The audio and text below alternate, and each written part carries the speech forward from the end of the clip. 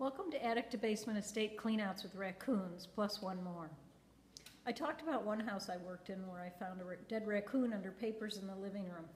This job, or I should say jobs, was a 1,000 square foot home in Tacoma Park built in 1946, and the other was a slightly larger house in Bethesda, Maryland, built in 1972, owned by the same woman. The lawyer told us she was looking for savings bonds. She had copies of all of them, but needed the real ones. The client had brought her the bonds and let her make copies, but the attorney had not been able to find them in the two-bedroom house where the woman died. I had 4 helpers come in at different times as there was mail all over the floor throughout the house. It was very cluttered.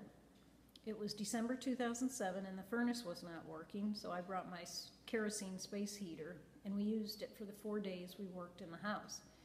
We had a dumpster delivered to the driveway, and one of my helpers, who was the son of my regular helper, came and carried the trash bags out along with any furniture that was broken. On the final day, his mom was going through the final room and in the closet, and lo and behold, there was a tote bag in there with the savings bonds, $60,000 worth. The attorney was very happy that we found them.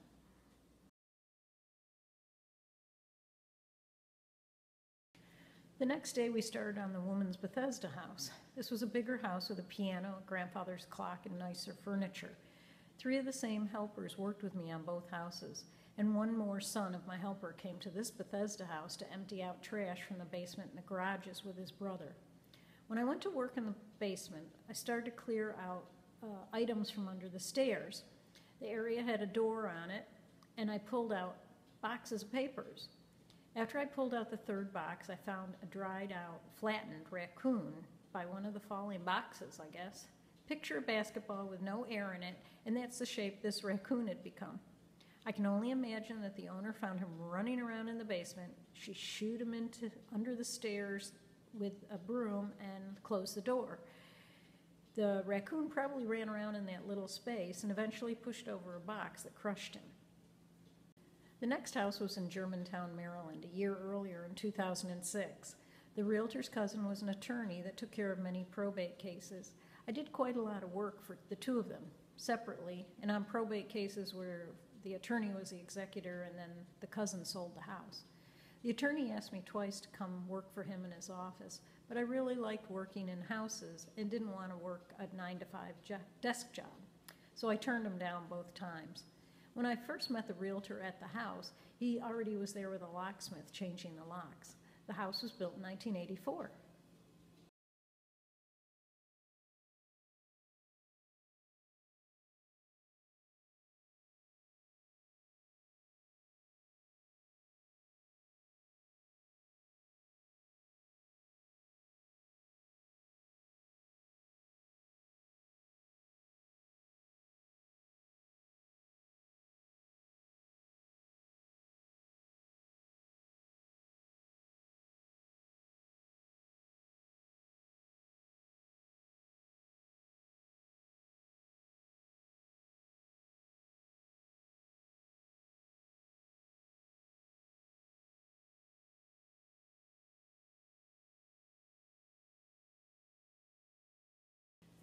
This woman had collected Francoma pottery, which I had never heard of before. I think she owned every style coffee mug they produced, and the pottery was in every room of the house. Maybe she was a Republican, as she had an elephant mug that they made. She also collected Native American pots and art. She had a rustic type of furniture throughout the house that I had never seen before.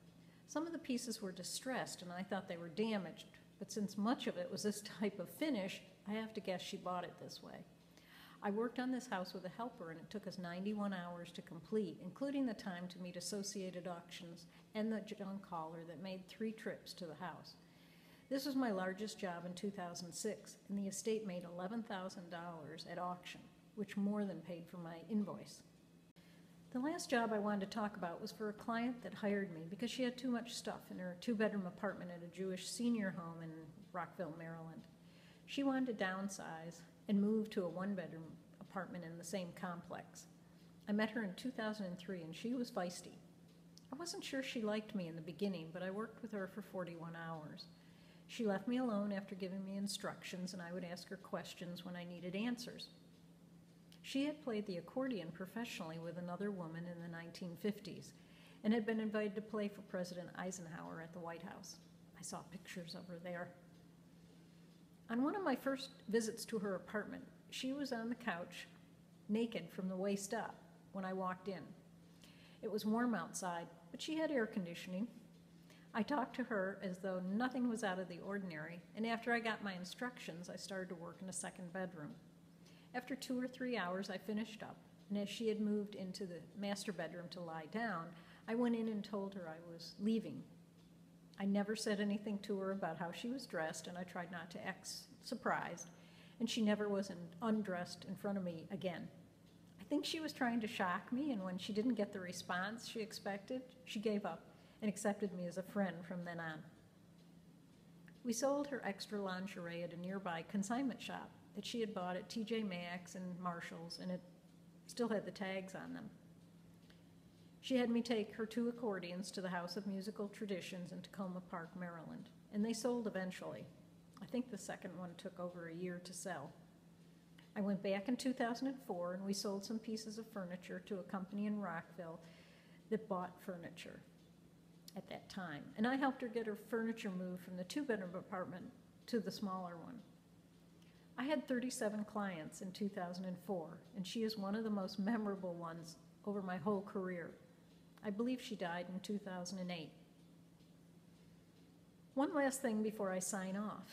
If you have beautiful fingernails before you start an estate cleanout, be prepared to break 1 or 2 or 3.